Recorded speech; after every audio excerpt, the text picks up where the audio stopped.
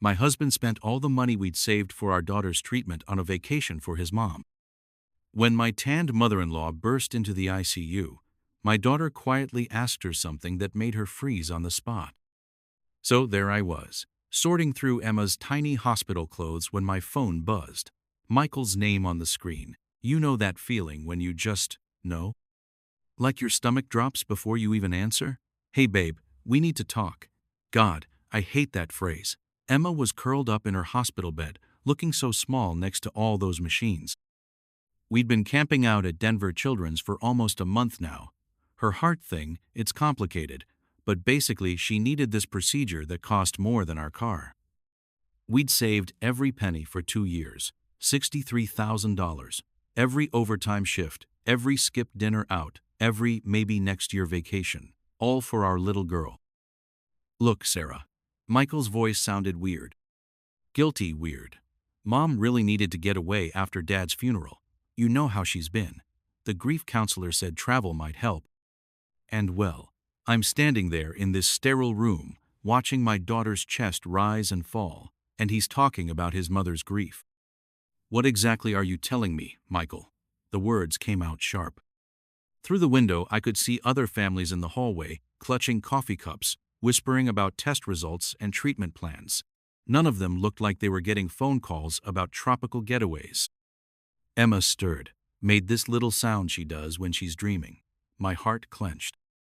She booked this trip to Maui, last-minute deal. She was crying on the phone, Sarah. I couldn't just. My hand started shaking. Actually shaking. Tell me you didn't. But his silence told me everything. Our daughter's surgery money gone. Blown on resort fees and umbrella drinks while Emma lay here connected to monitors. I hung up, just clicked off and stared at the phone like it was something alien. Emma's eyes fluttered open. Mama, you okay? How do you explain to a 7-year-old that Daddy chose Grandma's mental health over her actual health? You don't. You smile and say everything's fine while your world implodes.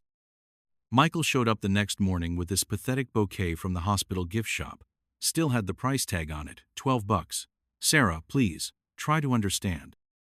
She's never traveled alone before. This could be healing for her. I looked at this man I'd shared a bed with for 8 years and felt nothing, just empty. Emma was awake, playing with her stuffed elephant, completely oblivious to the fact that her father had just gambled with her life. When's my surgery, Mommy? She asked, and I wanted to scream. Instead, I started making phone calls, GoFundMe, medical loans, selling everything we owned. 3 weeks later, the divorce papers were filed. Emma's surgery happened 2 months later. I'd managed to scrape together the money through a combination of crowdfunding, borrowing against my 401 IC, and working as a medical transcriptionist at night after my day job. The procedure went perfectly. She bounced back like kids do, all energy and questions about why her chest hurt. Michael moved to Arizona with Linda after the divorce finalized. Apparently, she'd bought a condo there with her healing vacation as inspiration. I heard he was selling insurance now. Emma asked about him sometimes, but not as much as I'd expected. Kids are resilient that way.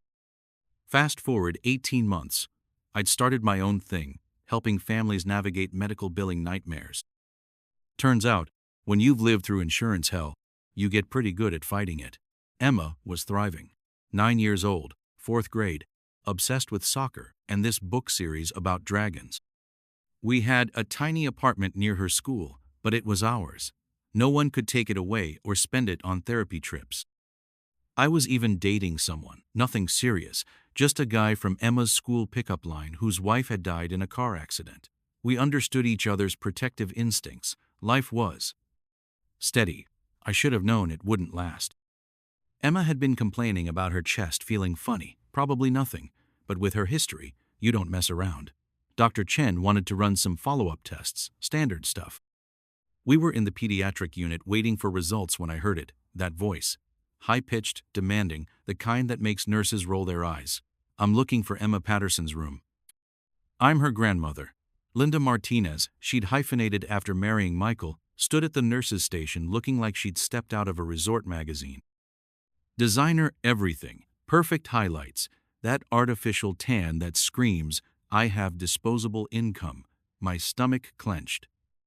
I watched her click down the hallway in shoes that probably cost more than our monthly grocery budget. The nerve was incredible. No calls during Emma's surgery, no cards during recovery. Radio silence for almost 2 years. But now, hearing through family gossip that Emma was back in the hospital, here she was playing concerned grandmother. I followed at a distance, my heart hammering. Emma was reading when Linda burst through the door like she was making a grand entrance. There's my precious granddaughter. Arms spread wide, expecting what? Applause. Emma looked up slowly, her bookmarked finger still holding her place. Oh. Emma's voice was flat, not rude, just empty. You're Linda. Not Grandma Linda, just Linda, beautiful. Linda's smile flickered but held. That's Grandmother Linda to you, sweetheart. I've brought you something special. She dug through her purse, some designer thing with enough hardware to anchor a boat, and produced a plastic lei. The cheap kind they probably handed out at the airport. Emma accepted it politely, the way she'd been taught, but I could see her mind working. She was always thoughtful, my girl. Always thinking 3 steps ahead. Thank you, she said quietly, then waited. The silence stretched. Linda kept smiling, but confusion was creeping in around the edges. She'd obviously expected squeals of delight, maybe tears of joy at seeing her long-lost grandmother. Instead, Emma just studied her with those serious brown eyes. You look different, Emma finally said. Very tan. Linda preened a little. Well, I've been traveling. Taking care of myself. It's important for older people to stay active, you know. Emma nodded solemnly. Mama told me about your trip. The temperature in the room seemed to drop 10 degrees. Linda's smile became strained. What did your mama tell you about my trip? Linda asked, and I could hear the edge creeping into her voice. She was probably expecting me to have painted her as the grieving widow who deserved sympathy. Emma tilted her head, considering her words carefully. She said you went to Hawaii when I was dying. Simple, direct, devastating. Linda's face went white under all that expensive bronzer. Sweetheart, that's not exactly. She started, but Emma wasn't finished. She said Daddy gave you my heart money, so you could feel better about Grandpa being dead. The plastic lei slipped from Emma's fingers onto the hospital blanket. You don't understand, Emma. Adults sometimes have to make difficult decisions. Linda's voice was getting higher, more defensive. Emma just looked at her with that steady gaze that made adults uncomfortable. I understand, she said quietly. When I was scared and couldn't breathe good and Mama was crying every day, you were swimming in the ocean. She picked up her book, found her page. Mama worked 3 jobs to fix my heart after you and Daddy took my money for vacation. Linda took a step backward like she'd been slapped. The designer purse slipped from her fingers and hit the floor with a expensive-sounding thud. That's when I stepped into the room. I'd been listening from the doorway, and honestly, I was proud of Emma. She'd said everything that needed saying without raising her voice or being cruel. Just stating facts. Hello, Linda, I said calmly. Visiting hours end in 10 minutes. Linda's eyes met mine, and for the first time since I'd known her, she looked small, ashamed.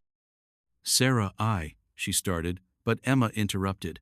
Mama, can we go to the cafeteria? I want chocolate milk. She'd already moved on, dismissed Linda like she was a minor inconvenience. Children's honesty is brutal sometimes. Linda picked up her purse with shaking hands. Her perfect manicure was chipped on one nail, I noticed, because she kept fidgeting with it. I'll call later, she mumbled. Emma didn't look up from her book. Okay, she said, but her tone suggested she didn't particularly care either way. At the door, Linda turned back. Emma, I want you to know. But Emma was already absorbed in her story, completely tuned out. Linda looked at me desperately. She's everything to me, I said quietly. She always has been. Some people get that, some don't. Linda nodded mutely and left, her heels echoing sadly down the corridor.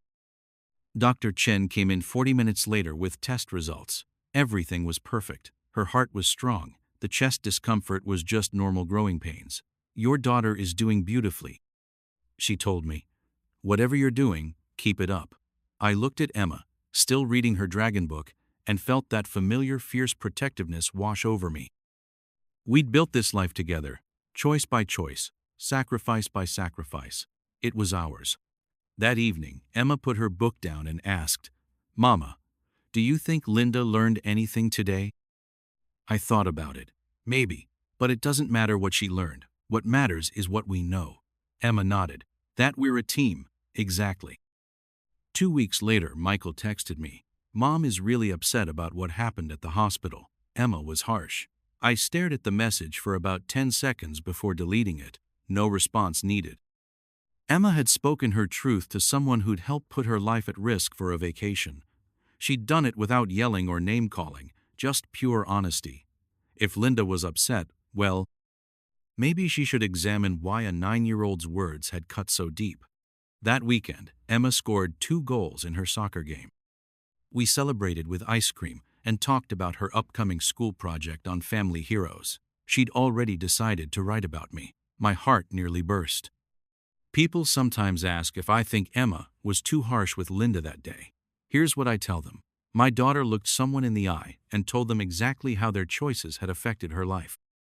She did it calmly, without cruelty, just stating facts. Linda got to hear precisely how her vacation impacted the child whose surgery money paid for those maités. That's not harsh, that's consequences. And Emma learned something valuable that day, that her voice matters, that truth has power, and that the people who really love you will choose you every single time, no matter what. That's worth more than any trust fund could ever be. 5 years passed like pages turning in Emma's favorite books. She was 14 now, all legs and attitude, captain of her high school soccer team. My little girl who once lay connected to machines was now this force of nature who argued about curfews and rolled her eyes when I suggested she clean her room. But underneath that teenage exterior, she still had that same thoughtful nature, that same ability to see right through people's nonsense. My medical billing business had grown into something I never imagined. 12 employees, clients in 3 states, and a reputation for getting families the coverage they deserved. We'd moved into a real house with a backyard where Emma could practice her penalty kicks against the garage door.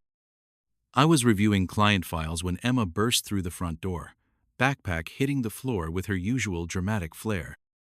"Mom, you'll never guess who showed up at school today." She had that look, the one she got when something interesting was brewing. "Mrs. Henderson from the guidance office called me down because someone wanted to meet with me."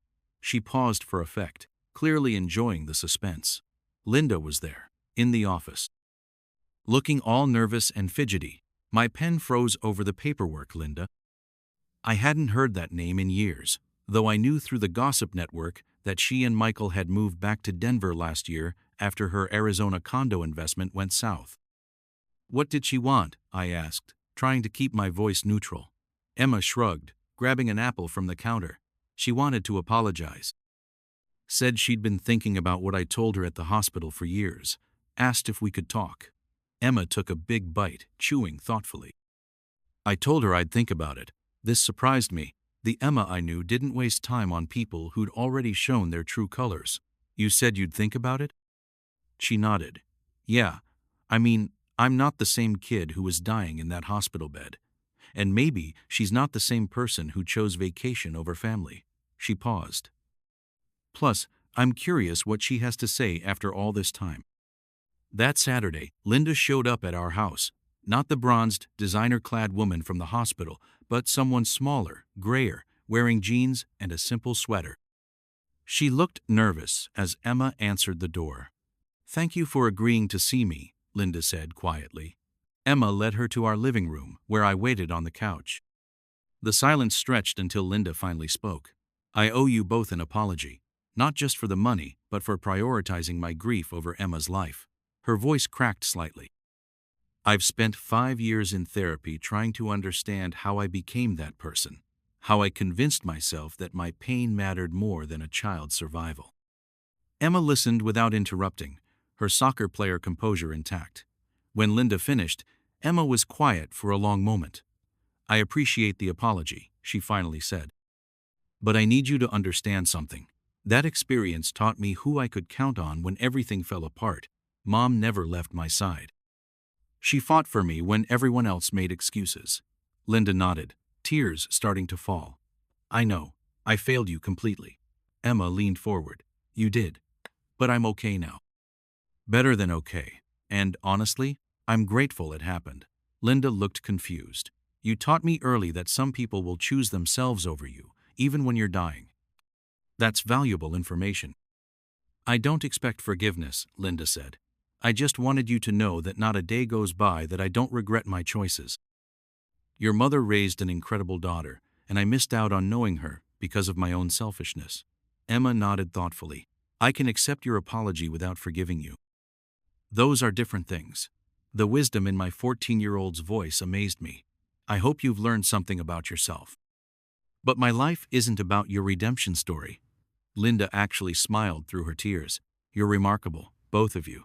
She stood to leave. I won't bother you again.